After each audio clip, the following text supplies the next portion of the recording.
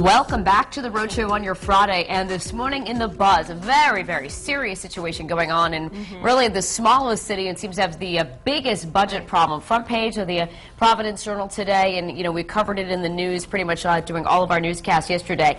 Here's the issue. The receiver of Central Falls is now saying the finances are so bad that Central Falls should merge with Pawtucket. Now, retired Judge Mark Pfeiffer, who's assigned to fix Central Falls, is urging neighboring Pawtucket to seriously consider annexing Central Falls to Pawtucket. However, Pawtucket's incoming mayor is not so sure. Listen in. The first thought would be is, you have the worst financial situated city, Central Falls, married to the one that I'm inheriting, the third worst financially city. And so there are concerns from that. I mean, there's always. But in this chaos, there is opportunity. It's a culture that has created these obligations over many years, but has not funded them.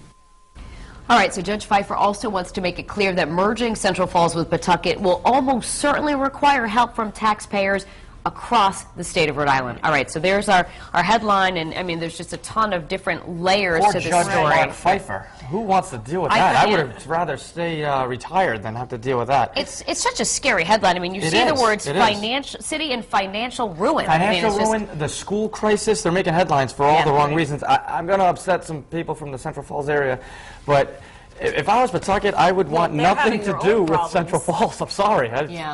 Can Massachusetts absorb them? Pawtucket has their own problems. There, layoffs in the paper yesterday, potentially looming. I mean, I don't know.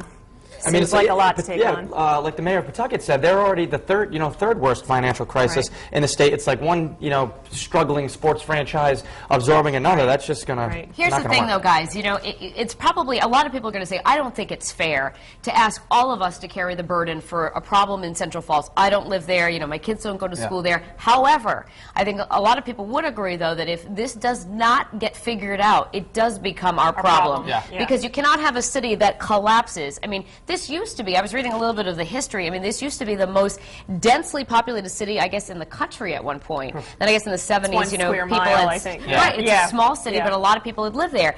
So it's gone through all of these changes and problems. It's not just now, but historically they've had so many recurring issues. Problems. And as such a small state in general, I mean, we can't help but all be affected by this. I'm sure whether they merge with Pawtucket or whatever they decide to do, we're such a small state, it's going to really affect everybody. We were talking yesterday a little bit about, how, again, if you don't live in Central Falls, do you really feel like it's your problem? But you and I both know, Catherine. Statewide story, it's not just a local issue. From driving through Central Falls as street reporters, I mean, it is a city in crisis. I mean, there are storefronts that are empty. You see, people who are out of work. Pit bulls roam free in Central Falls. What's that? Pit bulls roam free, just up and down Dexter Street. I mean, the foreclosure crisis hit that city so hard, too. I mean, it's just... It's unfortunate, but, I mean, what do you do, Well, I mean, it's going to be interesting to see. It's not an easy solution for sure, and I'm sure we'll be... And the school situation, too, in Central Falls.